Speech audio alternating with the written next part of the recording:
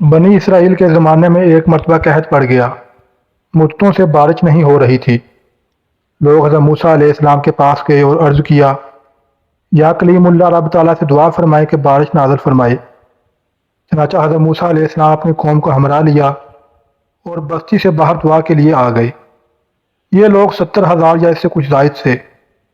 حضرت موسیٰ علیہ السلام نے بڑی عاجزی سے دعا کرنا شروع کی، میرے پروردگار، ہمیں بارش سے نواز، ہمارے اوپر اپنی رحمتوں کی نوازش کر دے۔ چھوٹے چھوٹے معصوم بچے، بے زبان جانور، بوڑھے اور بیمار سبھی تیری رحمت کے امیدوار ہیں۔ تو ان پر ترس کھاتے ہوئے ہمیں اپنے دامن رحمت میں جگہ دے۔ دعائیں ہوتی رہیں مگر بادلوں کا دور دور تک پتہ نہ تھا۔ سورج کی تپش اور تیز ہو گئی۔ حضرت موسیٰ علیہ السلام کو بڑا تعجب ہوا۔ اللہ تعالیٰ سے دعا کے قبول نہ ہونے کی وجہ پوچھی تو وہی نازل ہوئی، تمہارے درمیان ایک ایسا شخص ہے جو گزشتہ 40 سالوں سے میری مسلسل نافرمانی کر رہا ہے۔ اے موسیٰ، آپ لوگوں میں اعلان کر دیں کہ وہ نکل جائے، کیونکہ اس آدمی کی وجہ سے بارش رکی ہوئی ہے، اور جب تک وہ باہر نہیں نکلتا بارش نہیں ہوگی۔ حضرت موسیٰ علیہ السلام نے عرض کیا، باری تعالیٰ، میں کمزور سا بندہ، میری آواز بھی ضعیف ہے۔ یہ لوگ 70,000 یا اس سے بھی زیادہ ہیں، میں ان تک کیسے آواز پہنچاؤں گا؟ جواب ملا، تیرا کام آواز دینا ہے، پہنچانا ہمارا کام ہے۔ حضرت موسیٰ علیہ السلام نے اپنی قوم کو آواز دی اور کہا، اے رب کے گناہ گار اور نافرمان بندے، جو 40 سالوں سے اپنے رب کو ناراض کر رہا ہے اور اس کو دعوت مبارزہ دے رہا ہے، لوگوں میں سے باہر آ جا، تیرے ہی کالے کرتوتوں کی پاداش میں ہم باران رحمت سے محروم ہیں۔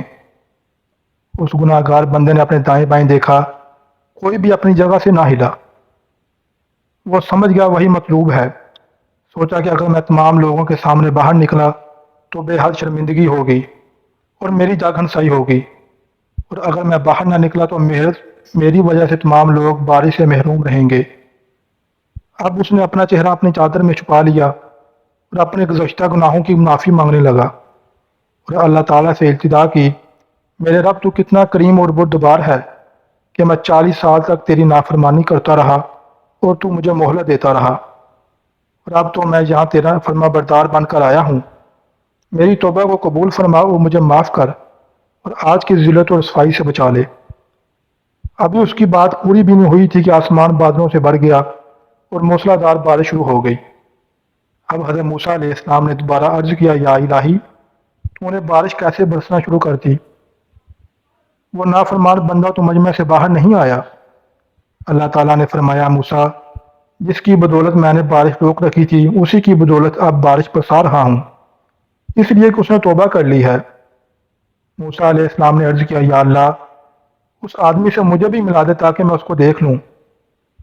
فرمایا، موسیٰ، میں نے اس کو اس وقت رسوا اور خوار نہیں کیا جب وہ میری نافرمانی کرتا رہا، اور اب جب وہ میرا مطیع اور فرما بردار بن چکا ہے تو اسے کیسے شرمندہ اور رسوا کر سکتا ہوں؟